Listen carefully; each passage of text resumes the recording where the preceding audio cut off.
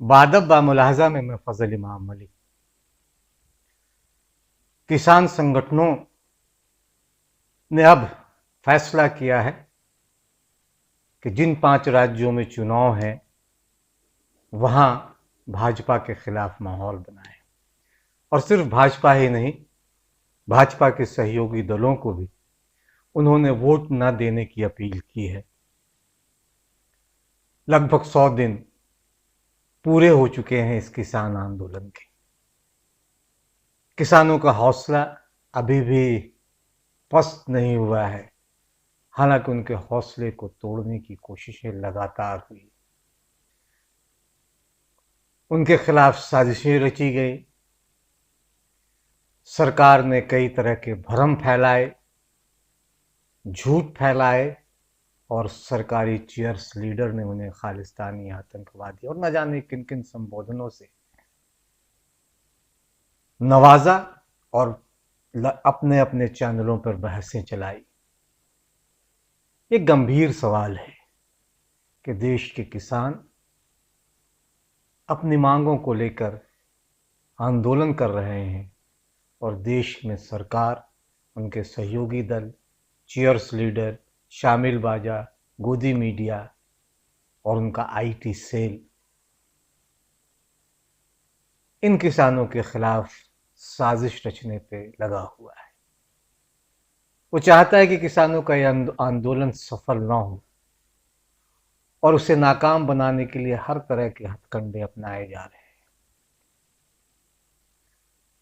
हम इस पे बात करेंगे, लेकिन इससे पहले एक गुजारिश, एक निवेदन है कि अगर अभी तक आपने बादब बा मुलाहजा को सब्सक्राइब नहीं किया है तो इसे सब्सक्राइब करें, लाइक करें और ज़्यादा से ज़्यादा शेयर करें, ताकि हम आपकी ताकत बने और आप हमारी ताकत बने। साथ ही साथ एक गुजारिश, एक निवेदन और भी है कि जन सरोकारों की पत्रकारिता को और धार देने के लिए, आगे बढ़ाने के लिए ज़रूरी है कि बादब बा मुलाहजा को आप आर्थिक सहयोग करें अपनी क्षमता के मुताबिक, ताकि हम उस लौ को, उस मशाल को जलाए रखें जो आज सरकार ने जिसकी मशाल की लौ को कुंद कर दिया है दिल्ली पे। और जो गलत फहमी कुछ चैनल वाले, कुछ सरकारों के अधिकारी जो रिपोर्ट दे रहे हैं, वे गलत फहमी अपने दिमाग में से निकाल दे कि यहाँ से किसान चला जाएगा। ये तो है सौदा, गर्मी का आ गया सौदा, ये रहा, ठीक है। ये उधेड़ के गर्मी का काम शुरू हो गया और वो अब तक वो पड़ा हुआ है, पूरा वो सर्दी का है, ये जितना है। और ये लग गई चटाई, यहीं लगेंगे पंखे, यहीं लगेंगे कूलर और एसी भी लगेंगे। एसी जो दिल्ली में लगते थे ना, दिल्ली की चमकीली कोठियों में, वे दिल्ली की सड़कों पे एसी भी लगेंगे। बिजली उत्तर प्रदेश सरकार दे दे, कनेक्शन दे दे। बिजली नहीं देंगे दिल्ली सरकार से लेंगे, वे भी नहीं देंगे, जनरेटर लगेंगे। यहाँ से किसान जाने वाला है नहीं, बिल्कुल भी, किसी भी सूरत में नहीं जाएगा। ये आगे पूरे के पूरे ये पटेरा है, ये पूरे ठंड को रोकता है, गर्मी को रोकता है। ये लगे ना गर्मी लगने की, गांव वालों को चिंता करने की जरूरत नहीं। अपनी फसल की कटाई करो और यहाँ अपना झटका मारते रहो। एक निगाह खेत पर रखो और एक निगाह दिल्ली के आंदोलन पर रखो, कोई दिक्कत नहीं है। यहाँ पे आप अपना ये पूरा जो इंगे साहब, ये पूरा कंस्ट्रक्शन का काम चल रहा है। ये रहा, ये पूरा कंस्ट्रक्शन का काम चल रहा। नीचे ये लग जाएगा, इसमें ऊपर पन्नी लग जाएगी, बरसात का भी होगी, सर्दी होगी, गर्मी होगी, इसमें पंखे लग जाएंगे, कोई समस्या यहाँ पर नहीं है। ये आगे जिसको भेजना अपना भेज दो, पटेरा भेजना है, इसी से ही आंदोलन इस पटेरों से ही चलेगा। यही गाँव वालों की फंडिंग है और इसी पे पूरी कचौरी भी इसी पे आ जा, चावल भी इसी के ऊपर गिर ले हम। भंडारों में भी काम आवे, सारी जगह काम आवे। और अभी तो सर्दी का पड़ा, बहुत अड़ंगा पड़ा। तो धन्यवाद आप सभी लोगों का। किसान क्रांति गेट, यूपी, गाजीपुर, दिल्ली, राकेश टिकैत। तो किसानों ने अब एक लंबी लड़ाई लड़ने की ठान ली है। उन्हें पता है कि अब आंदोलन लंबा खींचेगा और इसके लिए उन्होंने रणनीति भी बनाई है। पंचायतें हो रही हैं, महापंचायतें हो रही है, छोटे छोटे समूहों में किसान चौपाल अब लगाए जा रहे हैं। और इस बीच किसान संगठनों का जो संयुक्त किसान मोर्चा है, उसने एक बड़ी घोषणा की कि जिन राज्यों में चुनाव होने वाले हैं इसी महीने में, उन राज्यों में किसानों से वो अपील करेंगे, लोगों से अपील करेंगे कि जन विरोधी, किसान विरोधी भाजपा को और साथ ही साथ उनके सहयोगी दलों को वोट ना दें। हालांकि किसान संगठनों पर यह आरोप लगता रहा है और किसान इस आंदोलन पर भी कि राजनीतिक इस पूरे खेल के पीछे राजनीति है। लेकिन अब जबकि किसान संगठनों ने एक इस तरह का ऐलान किया है कि वो भाजपा के खिलाफ हल्ला बोलेंगे और लोगों से वोट न देने की बात कहेंगे, तो जाहिर है कि ये आरोप और भी लगेगा। हालांकि किसान संगठनों के नेताओं का कहना है कि जो सरकार वोट से ही सुनती है, इसलिए उसे वोट देने के खिलाफ वो हल्ला बोलेंगे। जाहिर है कि एक बड़ा फैसला किसानों ने लिया है, किसान आंदोलन ने लिया है, किसान नेताओं ने लिया है, क्योंकि किसानों का मानना है कि सरकार से अपने अधिकार के लिए आंदोलन एक लोकतांत्रिक अधिकार है, एक लोकतांत्रिक प्रक्रिया है, लेकिन सरकार किसानों की सुन नहीं रही है। वो कॉरपोरेट घरानों की तो सुन रही है, उनके लिए कालीनें तो बिछा रही है, लेकिन किसानों के लिए कुछ नहीं कर रही। दिलचस्प यह है कि किसानों के भोजन और सुविधाओं से परेशान होने वाले सरकार और उनके समर्थकों की बातों से ये साफ हो गया है कि उन्हें ये अंदाजा नहीं था कि देश की जनता कितनी खुशहाल है। वे यानी सरकार, प्रधानमंत्री नरेंद्र मोदी, वो तो भूखे नंगों की सेवा करने आए थे और समझ रहे थे कि जैसे मन करेगा उन्हें हाँक लेंगे, लेकिन बाजी उल्टी पड़ रही है। अब ये समझ में नहीं आ रहा कि कैसे क्या करें।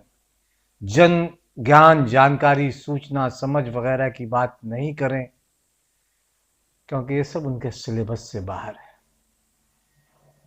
वो तो वही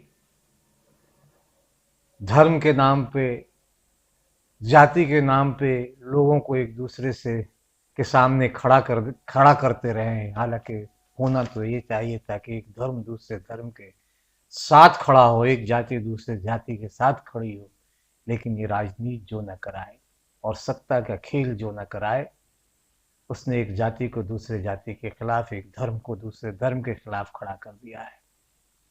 दरअसल सरकार भूख का व्यापार करने लगी है, वो रोटियों का तिजारत करने लगी है। वो चाहती है कि रोटी अमीरों के तिजोरी में बंद हो और यह देश के 130 करोड़ से ज़्यादा की जनता, अवाम, कॉरपोरेट घरानों की तिजोरियों में बंद रोटी के लिए उसके सामने घुटने टेके।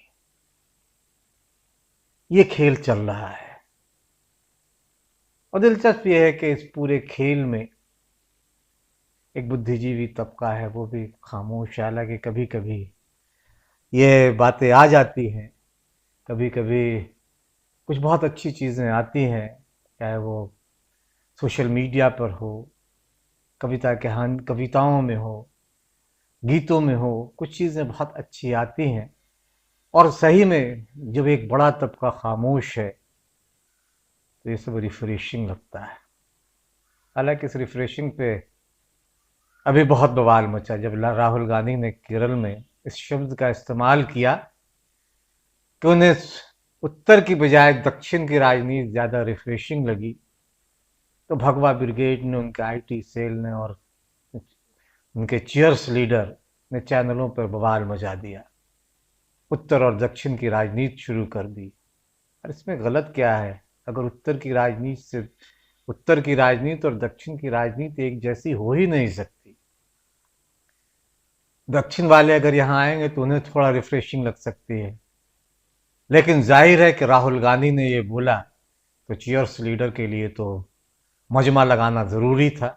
उन्होंने मजमा लगाया, चिल्लाए, चीखे, लेकिन ये भूल गए कि नरेंद्र मोदी ने कभी तक्षशिला को बिहार में कहा था, विदेश में 600 करोड़ जनता की बात कही थी। उस पर कभी कोई डिबेट नहीं, उस पर कभी कोई। और साथ ही साथ ये भी बता दें कि जिस आलू और सोना को लेकर राहुल गांधी की खिंचाई होती है, दरअसल राहुल गांधी ने वो बात कही ही नहीं थी। वो तो प्रधानमंत्री को रेफरेंस के तौर पे बता रहे थे, और बस उतना सा टुकड़ा भाजपा आईटी से ले उड़ा। कभी मौका मिलेगा तो अपने बादब बामुलाहजा में उस पूरे क्लिप को भी दिखाऊंगा और बताऊंगा कि किस तरह से एक पूरा का पूरा खेल, एक टूल किट भाजपा का आईटी सेल अपने विरोधियों के खिलाफ इस्तेमाल करता है। हालांकि इस टूल किट की भी बात अगर की जाए तो देश के गृह मंत्री ने भी एक बार इसका एतराफ़ किया था कि किस तरह से भाजपा सोशल मीडिया के जरिए खेल खेलती है। उस पर भी कभी बाद में बातें, लेकिन अभी किसानों को लेकर एक बहुत अच्छी कविता आई है, वो कविता सुननी चाहिए हम तमाम लोगों को। गौहर रज़ा की कविता है, लेकिन उससे पहले एक शेर भी मुझे याद आ रहा है। आज देश के जो हालात हैं उसमें बहुत मौजूद शेर है कि एक बहरे ने सुना है चीखते मकतूल को, एक नाबीना ने पहचाना कि कातिल कौन है। देश में हालात ऐसे ही हैं, जो सच बोल रहा है वो सलाखों के पीछे जा रहा है, और जो झूठ बोल रहा है वो सत्ता के शिखर पे पहुंचा हुआ है, और सरकारी चीयर्स लीडर उसकी वाहवाही कर रहे हैं। देश का बुद्धिजीवी तबका, देश के साहित्यकार, लेखक, कवि अगर खामोश हैं तो वहाँ गौहर रज़ा की ये नज़्म, ये कविता बहुत रिफ्रेशिंग, एक ताज़ा हवा की तरह लगती है। अंदर एक सुकून सा महसूस होता है। आप भी सुने और उस सुकून को अपने अंदर कहीं महसूस करें।